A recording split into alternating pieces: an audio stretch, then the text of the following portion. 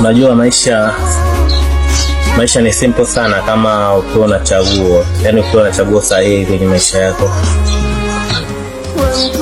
Kuna muda hata kwenye marafiki tunaoishi nao, kama ukiwa na marafiki 5, jaribu kuwachekecha wale marafiki wote, upate rafiki ambao ni mmoja au ni 2 ambao hawakupi stress, yani ambao hawakupi mawazo.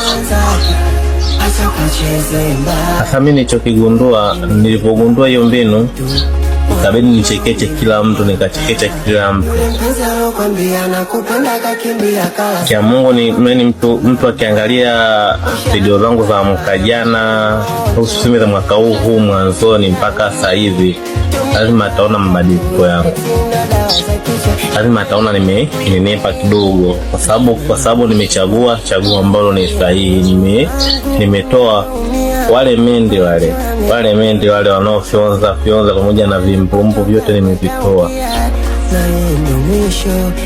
Nimebaki na mtu ambao najua ni mmoja ambao hawezi kunisumbua akili yangu. Kwa hiyo mimi nakushauri sana ndugu yangu, yani kuwa na akili sana. Yani tumia sana akili kuchekecha mtu, pate mtu mmoja. Na kwenye maisha yako pia, katika huyo mtu mmoja pia mchuji, angalia kama anaweza, kama ukiona na asili ya kucontrol, yani anataka kukuendesha kwa reason fulani hivi, yani hata kama ni club, yani haangalii kama sijui tu tukafanya ibada, nataka ile mambo ya sharishari bana, tuende club, tuenda club. Toa huyo mtu, yani mtoe kabisa, ni bora baki tu mwenyewe bila chochote kile. So mpenzi, so rafiki.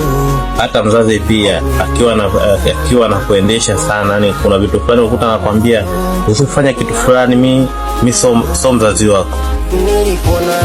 To yani mblock kabisa, yani kwenye maisha yako, kwa sababu kila mtu umezaliwa siku hii moja na pia atakufa siku moja. Kwa hiyo kuwa makini sana.